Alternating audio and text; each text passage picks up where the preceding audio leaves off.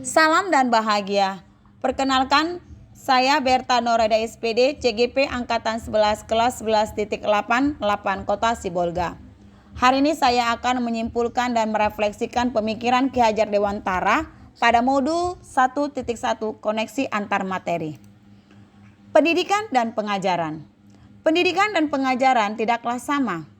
Pendidikan atau kita kenal dengan offloading memberikan tuntunan terhadap segala kekuatan kodrat yang dimiliki anak agar ia mampu mencapai keselamatan dan kebahagiaan yang setinggi-tingginya baik sebagai seorang manusia maupun sebagai anggota masyarakat.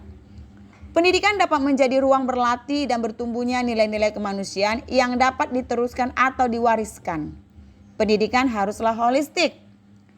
Pengajaran merupakan proses pendidikan dalam memberikan ilmu atau berfaedah untuk kecakapan hidup anak secara lahir dan batin. Pengajaran atau underwise adalah bagian dari pendidikan. Nah, apa yang kamu percaya tentang peserta didik dan pembelajaran di kelas sebelum kamu mempelajari modul 1.1? Sebelum mempelajari modul 1.1, pembelajaran yang saya lakukan yaitu kurangnya memahami karakteristik murid. Saya hanya mentransfer materi pelajaran. Siswa tidak aktif dan tidak semangat. Belajar siswa rendah. Ketuntasan materi pelajaran lebih penting dibandingkan pemahaman dan karakteristik murid. Kemudian, hanya menilai dari aspek kognitif saja. Misalnya saat mereka mengerjakan soal ulangan harian atau ujian semester, jika murid sudah mencapai nilai KKM, maka saya menganggap siswa sudah mampu tanpa saya mengetahui apakah murid benar-benar paham atau tidak. Sebelumnya, saya tidak mempedulikan apakah murid sungguh-sungguh paham atau tidak dengan pembelajaran yang saya berikan, karena fokus saya kepada ketercapaian materi. Saya juga meminta siswa untuk menghafal materi yang saya berikan tanpa menyadari apakah ini beban bagi murid.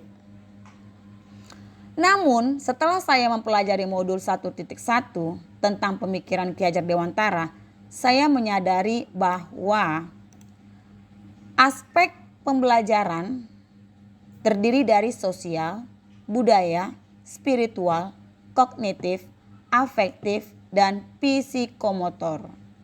Nah, setelah saya mempelajari modul 1.1, saya sadar bahwa siswa sebagai subjek pembelajaran atau kita kenal sebagai student center.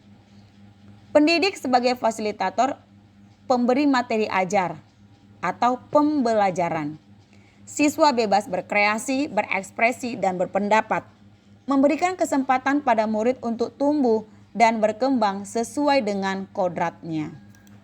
Kemudian setelah saya mempelajari modul 1.1, saya juga menyadari bahwa saya harus penuh dengan kesabaran, dengan segala ketulusan hati agar terwujud pembelajaran yang menyenangkan dan berpusat pada murid. Harus menghargai karakter murid dan mempelajari karakter peserta didik. Memberikan kesempatan murid untuk tumbuh sesuai dengan kodratnya. Kemudian yang dapat segera saya terapkan pembelajaran di kelas yang mencerminkan pemikiran Ki Hajar Dewantara antara lain yaitu pembelajaran yang saya lakukan bukan lagi menuntut melainkan menuntun murid menjadi pribadi yang baik. Yang kedua, menerapkan budaya kearifan lokal dan budaya setempat untuk menumbuhkan minat dan cinta budaya lokal. Yang ketiga, menerapkan konsep merdeka belajar di mana siswa mengeksplor apa yang ada dari diri mereka dan mengintegrasikan setiap pembelajaran dengan pencapaian profil Pancasila.